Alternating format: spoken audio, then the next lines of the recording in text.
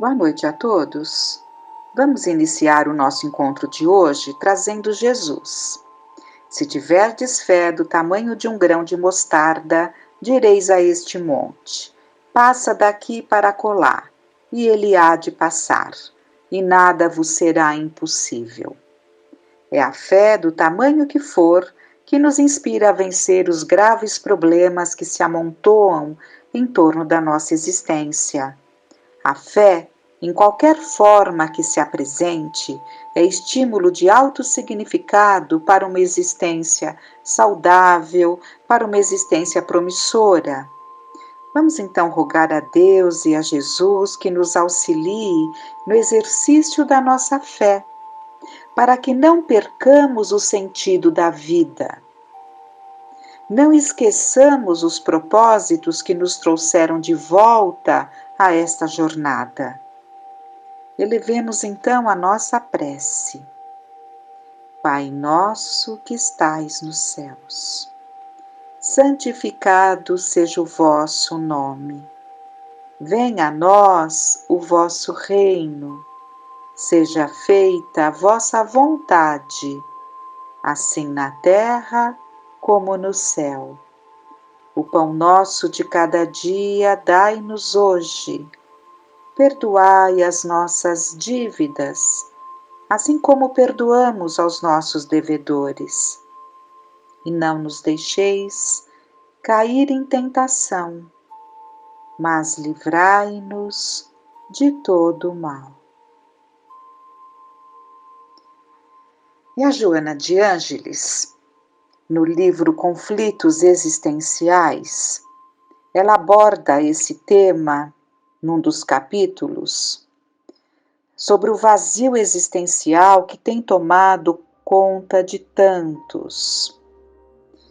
Então nós vamos ver apenas a primeira parte, que seria a psicogênese da perda do sentido. Da perda de sentido da vida, da perda de sentido da existência.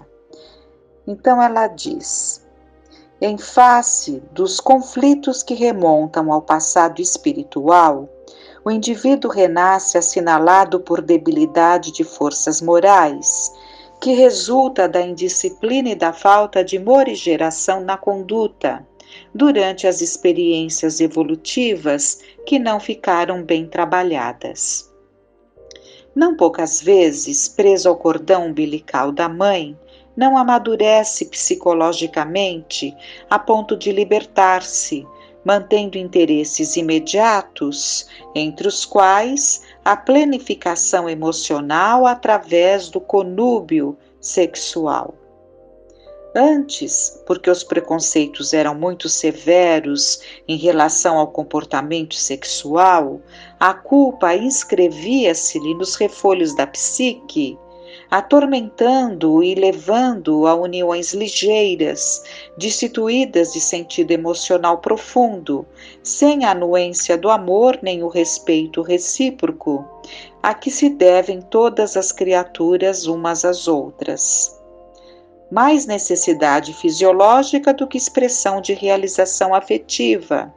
Quando não lograva a completude, experimentava o vazio existencial que se fazia acompanhar pela falta de outros objetivos existenciais. Lentamente, nesse estado emocional, perdia a própria identidade, mergulhando em aparências que pudessem agradar aos outros em detrimento da sua própria realização. Na atualidade, não obstante o sexo constitua um paradigma de comportamento essencial, a sua satisfação aligeirada continua destituída de significado profundo, que permita o equilíbrio das emoções e a segurança afetiva. A troca insensata de parceiros na busca da variedade, em vez de satisfazer, mais frustra, demonstrando que o intercurso sexual é mais um modismo da sociedade moderna, que se considera liberta dos tabus do passado, do que realmente uma forma de expressar os sentimentos e trabalhar a ansiedade. Nessa busca desenfreada, transita-se de um estado de estresse para outro, sem que haja harmonia interior nas buscas efetuadas.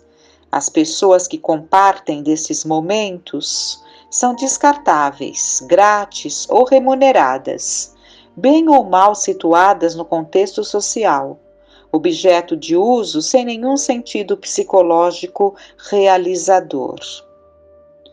Quando conhecidas e importantes, portadoras do brilho que a mídia ilusória lhes confere, constituem um desafio para o conquistador ansioso, masculino ou feminino, que após a vitória não lhe encontra nada de especial, somando as anteriores às novas frustrações, que terminarão por levá-lo às fugas espetaculares pelas drogas, pela depressão, pelo vazio existencial. Vimos que ela coloca que a fragilidade, então a Joana de Ângeles, ela coloca que a fragilidade das forças morais, a imaturidade trazida por falta de equilíbrio do comportamento, tem levado o indivíduo a fixar-se no imediato. Então, a imaturidade tem levado o indivíduo a fixar-se no imediato. E por não conseguir viver ou vislumbrar nada além, coloca no conúbio sexual a sua plenitude emocional. Então, nessa busca do imediatismo, tem sido o conúbio sexual o objeto dessa satisfação, desse prazer imediato. E isso ainda hoje, da mesma forma, nessa busca da satisfação apressada, sem os vínculos emocionais, continua sendo responsável pelo vazio existencial que toma conta de tantos. Então é um processo ainda a ser trabalhado e vencido por nós criaturas, vencendo essas dificuldades que trazemos de um passado e que assumem um papel importante no nosso comportamento hoje. Então é analisarmos essas colocações, esse vazio existencial que nasce desse tipo de comportamento que temos colocado como padrão. E ela continua: em face da rapidez dos momentos odiernos, não se apresentam oportunidades para amadurecimento das emoções, para escolhas corretas, para reflexões e ponderações significativas. Os indivíduos são devorados pela volúpia do muito agarrar e do pouco reter. Há uma sofreguidão para aparecer, uma necessidade desesperadora para estar em todos os lugares ao mesmo tempo, tombando na exaustão e levantando-se sob estímulos químicos ainda mais frustrantes. Vitimado em si mesmo, o indivíduo que perdeu o contato com o self, exaure-se no ego, exigente e pouco gratificante, preocupando-se em ser espelho que reflete outras pessoas, suas opiniões, seus aplausos, suas desmedidas ambições.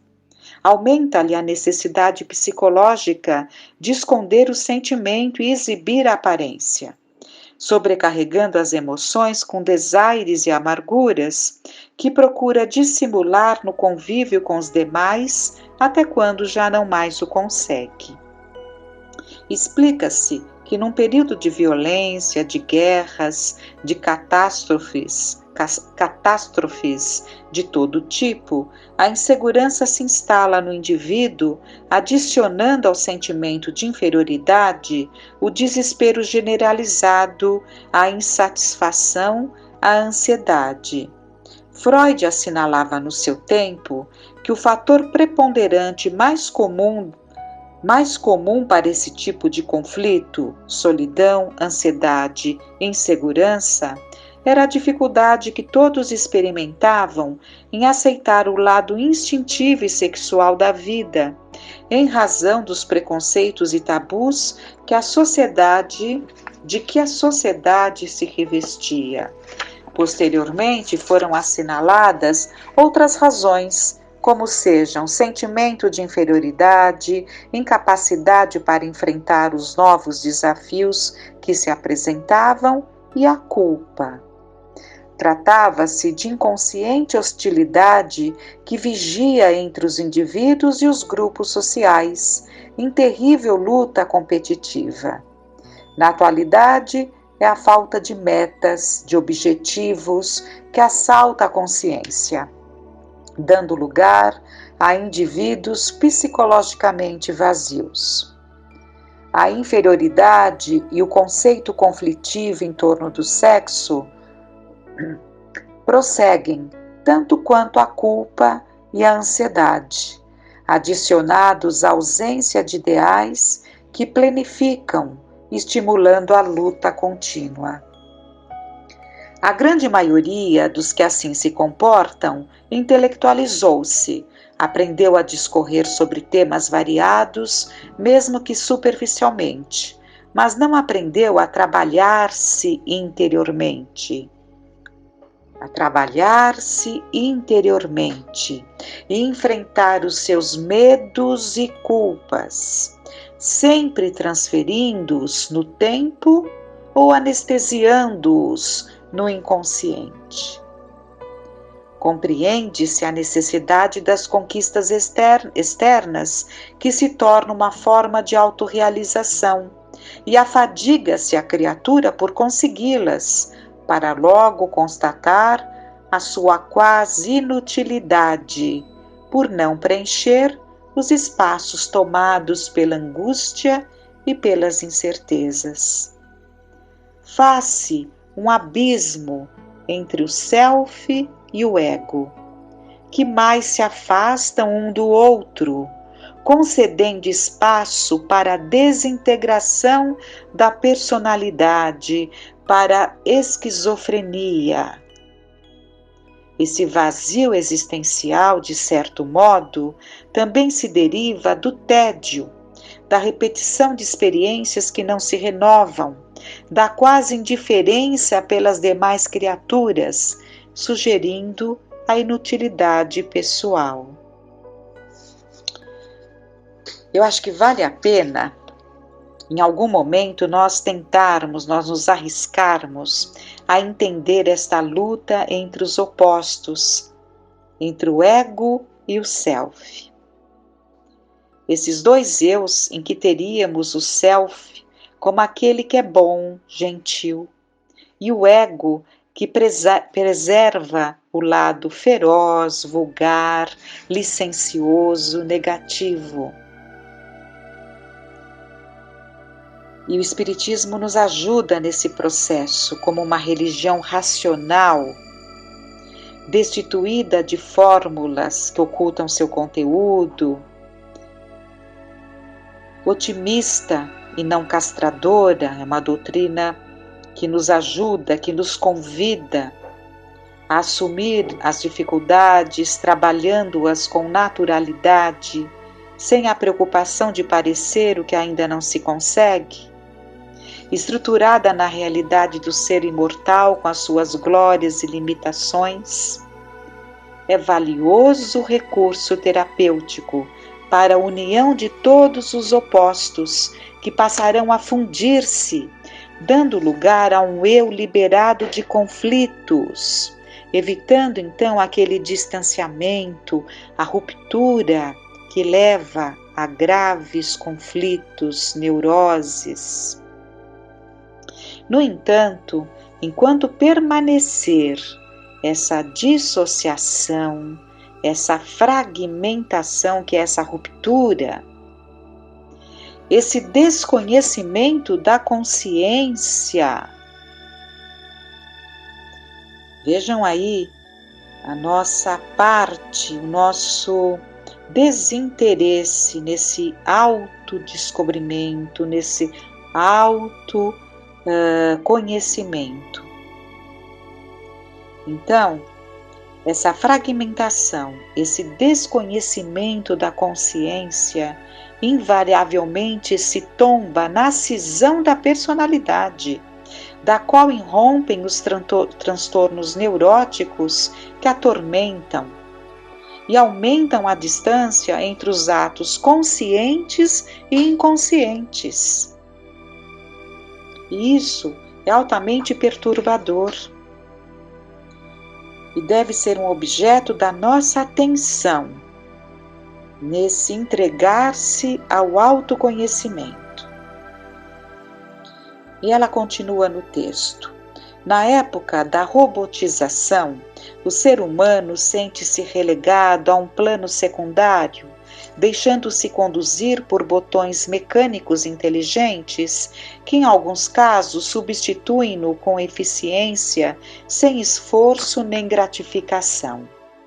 O excesso de tempo, resultado da máquina que o ajuda nas atividades habituais, faculta-lhe a corrida para a comunicação virtual, as intermináveis horas de buscas na internet, os encontros românticos de personalidades neuróticas e medrosas, estabelecendo perspectivas mais angustiosas, por se tratar de pessoas frustradas e inseguras, refugiadas em frente da tela do computador, procurando a ilusão de seres ideais, incorruptíveis, maravilhosos.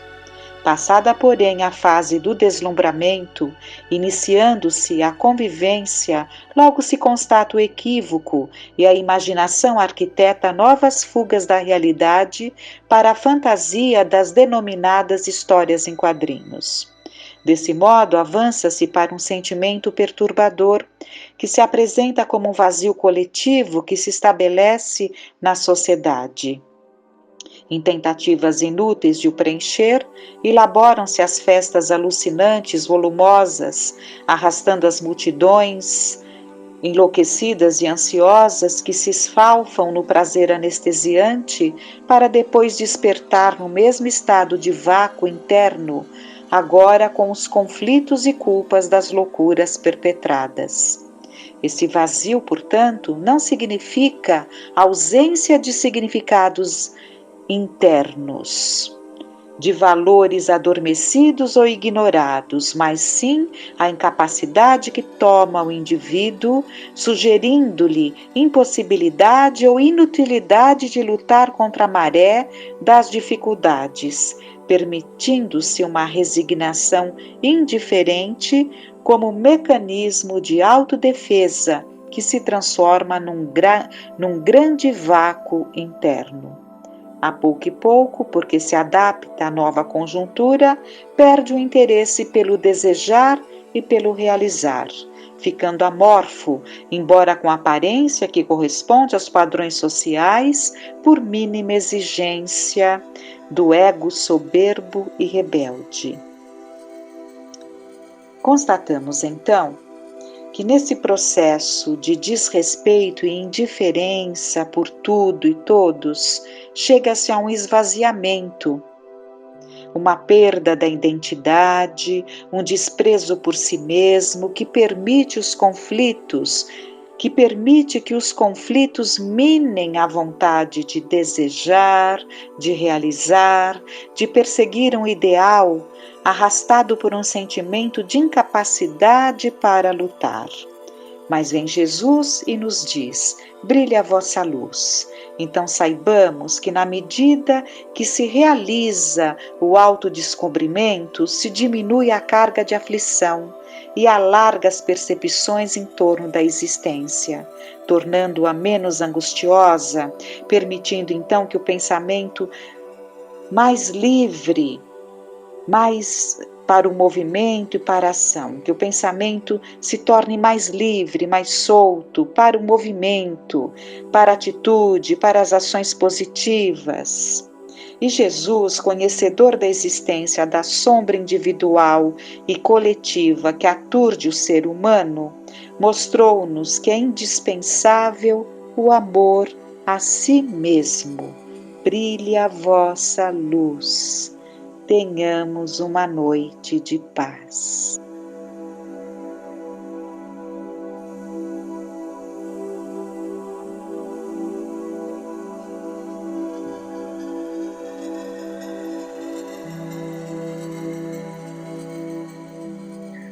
Uma boa noite a todos nós, sempre gratos a Deus, nosso Pai, a Jesus Cristo, nosso Mestre, gratos a Frei Fabiano de Cristo, aos Espíritos amorosos que nos sustentam, que nos amparam.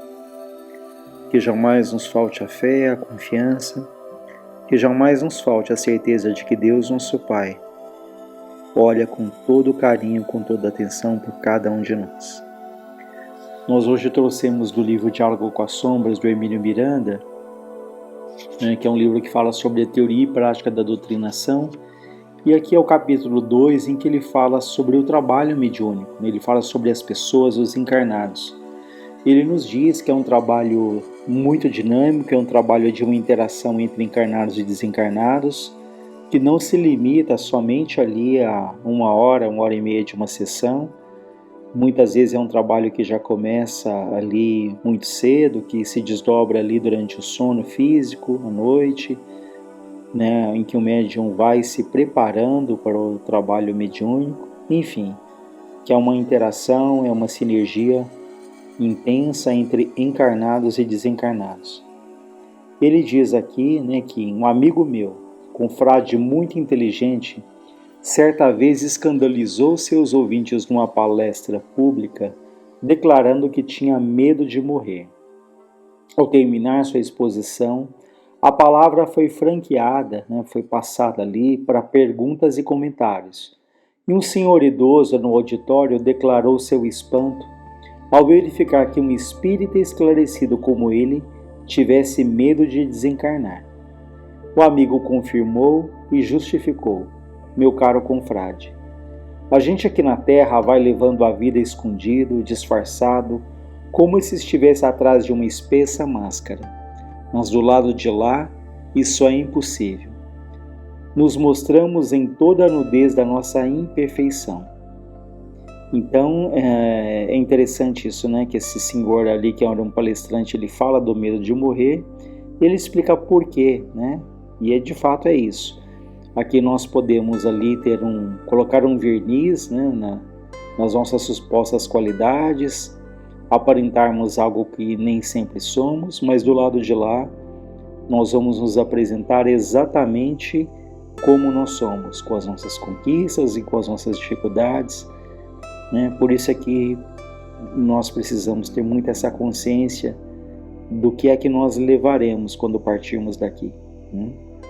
E lembrando sempre, quando Kardec diz que reconhece-se o verdadeiro espírita pelos esforços que ele faz para dominar as suas más tendências.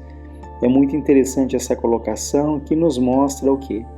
Que não se espera de um espírita, nem de ninguém que se dedica ali a cuidar da sua espiritualidade, a perfeição. Então, quando ele fala que reconhece-se o verdadeiro espírita pelos esforços que faz para dominar as suas más tendências, já está intrínseco aí, está implícito que nós temos as nossas más tendências, mas o que conta para Deus é a nossa luta, é o nosso esforço, é o nosso empenho, é a sinceridade do nosso coração e nos tornarmos ali espíritos melhores.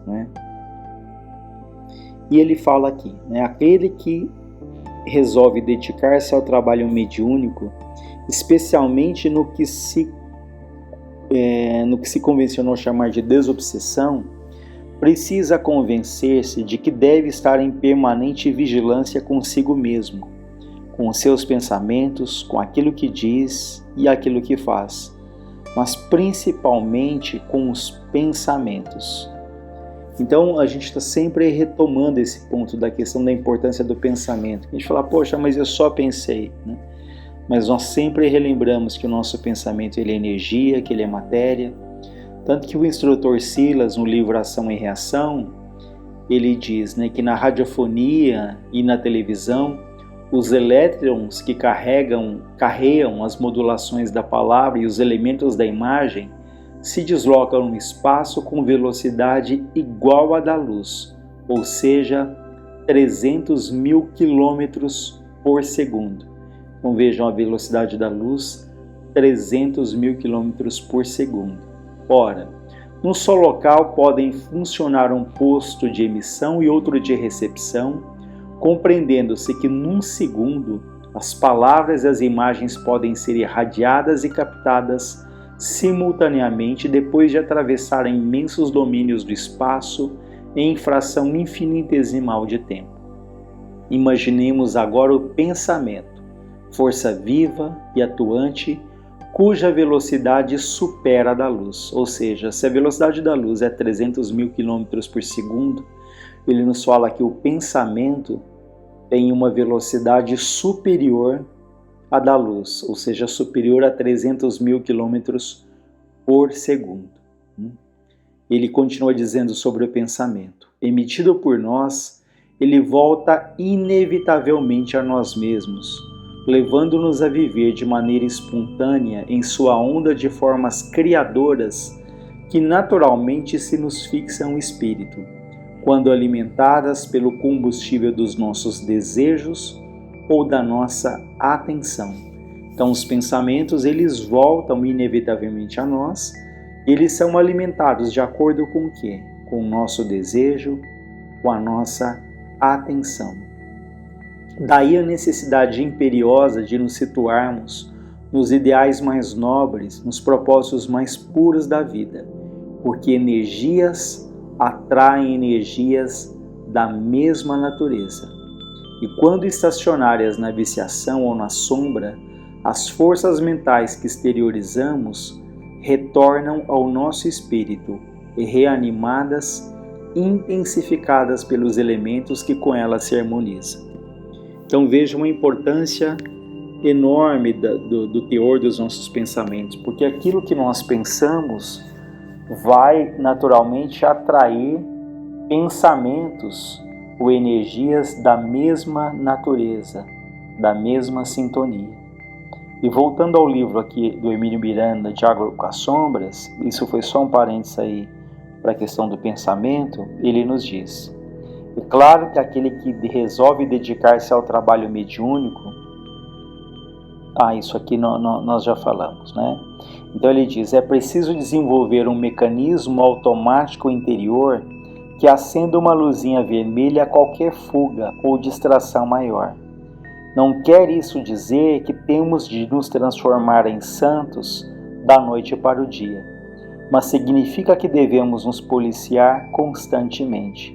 Não vamos deixar de ter as nossas falhas, mas estaremos sempre prontos a divertir-nos interiormente, a reajustar a mente que com maior facilidade pode levar-nos a escorregões de imprevisíveis consequências. Então ele nos diz aqui que ninguém é santo, ninguém se transforma de santo de um dia para outro, mas ele nos convida a tomarmos esse cuidado e ele fala, desenvolvermos um mecanismo interior como se acendesse uma luzinha vermelha sempre que detectarmos, percebermos em nós pensamentos que não são bons, que não são saudáveis.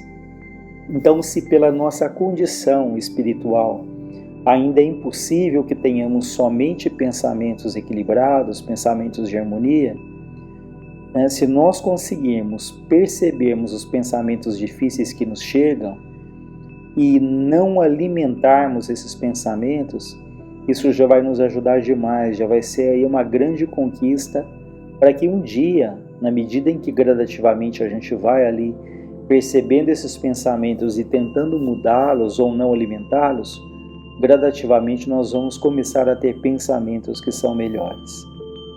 Ele fala aqui de exemplos, né? Há muitos, ele diz, desses pensamentos difíceis, que nos levam a umas situações também difíceis.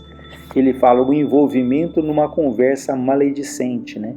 Uma fofoca, uma preocupação excessiva, até fútil em relação à vida dos outros. O distraído olhar de cobiça para uma mulher atraente, vejam, às vezes é um olhar ali de cobiça que pode ligar ali o nosso pensamento a espíritos que também estão ali vinculados a questão da sexualidade em desequilíbrio. Ele fala uma piada grosseira e pesada. Poxa, mas qual é o problema de contar uma piada grosseira, uma piada pesada, se isso ali atrai a atenção das pessoas, se diverte ali um círculo de amigos? Mas todas são situações aqui aparentemente muito simples, até corriqueiras, mas vejam que elas geram pensamentos ali que são difíceis. Ele fala um pensamento de rancor ou até de revolta em relação ao chefe, um companheiro de trabalho, né? Quantas vezes temos ali a mágoa, temos o rancor, temos a revolta e alimentamos esse pensamento repetidamente, relembrando aquela situação, nos sentindo vítimas, nos sentindo ali injustiçados, né? Nos sentindo preteridos ali, né? Sentindo a indiferença do outro. Então esses pensamentos também, se alimentados, eles não nos fazem bem, né? Ele fala o pensamento de inveja, né, em relação a alguém que se destacou por algum motivo. Esse é um ponto muito interessante, porque nós falamos, mas eu não sou uma pessoa que tem inveja, né? Mas analisemos, quando alguém nos traz ali uma situação dramática, triste, com muita facilidade nós somos solidários, nós nos condoemos, nós nos colocamos na situação daquela pessoa. Mas quando alguém chega muito feliz ou dizendo que teve uma grande conquista, uma promoção no emprego, seja lá o que for, é interessante como nós temos dificuldade de nos alegrarmos com a alegria do outro. Se é alguém muito próximo, algum familiar, isso é tranquilo, né?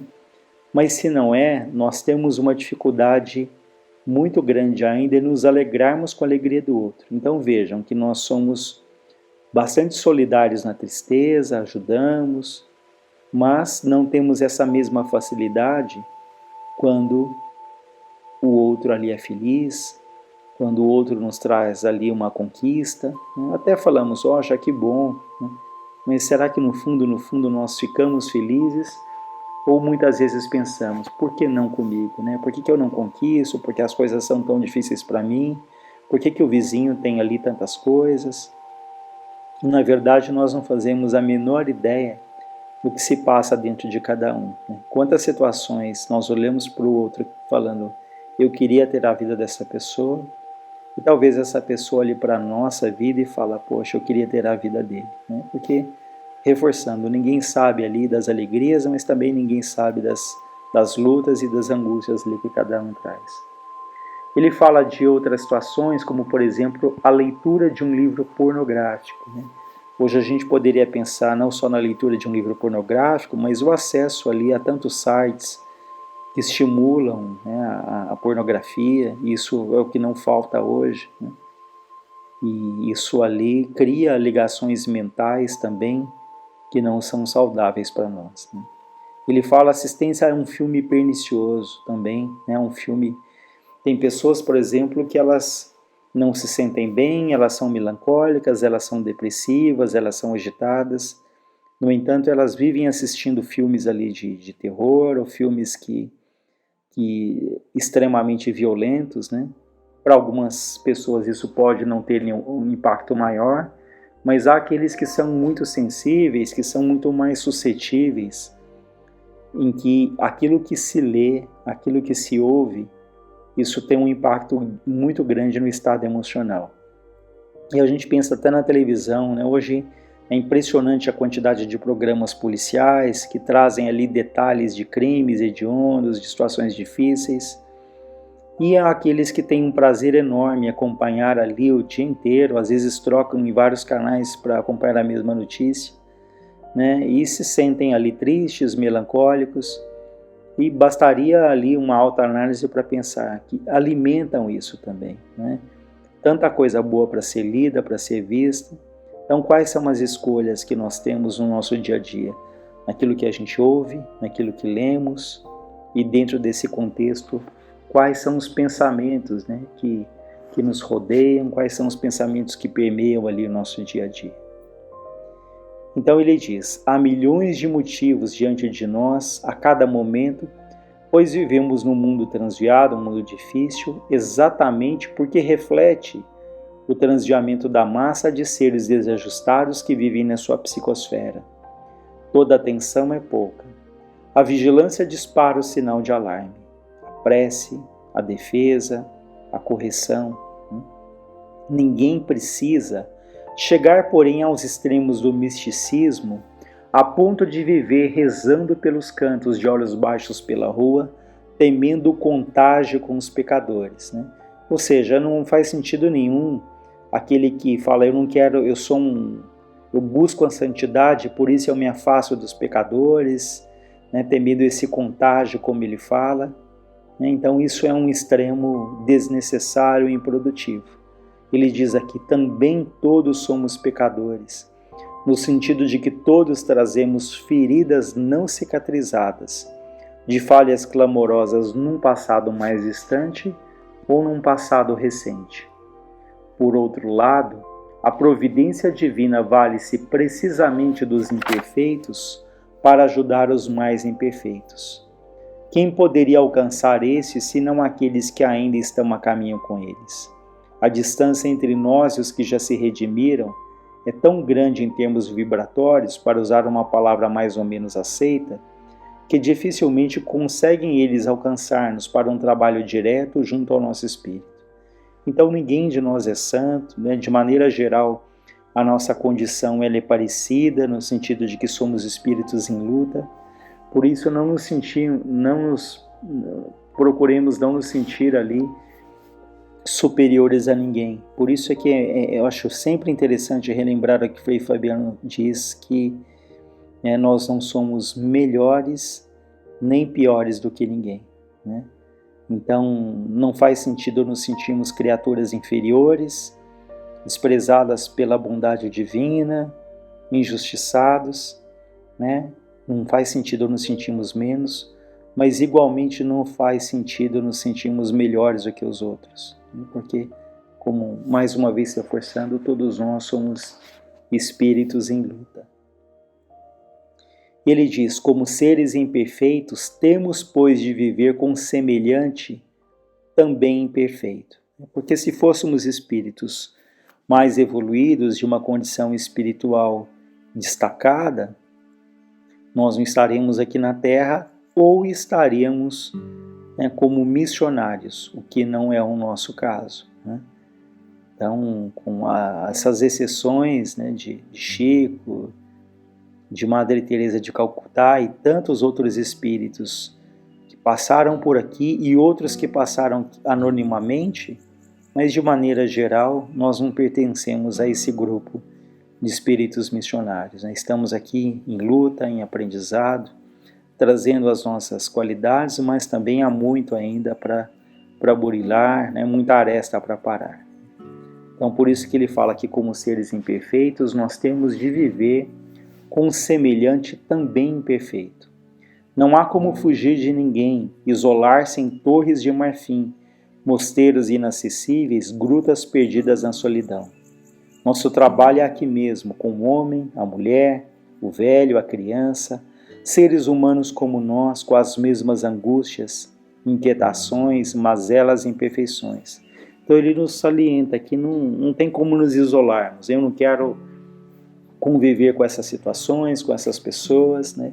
Porque é justamente nesse convívio, ora feliz, ora difícil, que nós vamos ali aprendendo a empatia, o respeito pelo outro, né? Ainda que não concordemos, mas compreender que cada um ali tem um grau de maturidade, de conhecimento, né? Então, assim como precisamos ali às vezes da paciência com os outros, há muitos também que têm que ter a paciência conosco, né? Pela a caminhada ainda tantas vezes vagarosa que estamos empreendendo, né? Então ele diz, o que enxerga um pouco mais ajuda o cego, mas talvez o cego disponha de pernas para caminhar e pode assim amparar o coxo, né, o paralítico. E quem sabe se o aleijado dispõe de conhecimento construtivo que possa transmitir ao mudo. Este um dia no futuro voltará a falar para ensinar e construir. Somos, pois, uma tremenda multidão de estropiados espirituais, E a diferença entre nós aqui na Terra não é lá grande coisa. Vivemos num universo inteiramente solidário, no qual uns devem suportar e amparar os outros, ou na linguagem evangélica, amar-nos uns aos outros. Não é difícil e é necessário e cômodo. Então terminamos por aqui para que façamos essa reflexão, do quanto o trabalho espiritual se desenvolve dos dois lados, da necessidade da vigilância, da necessidade dos pensamentos. Uma boa noite a todos.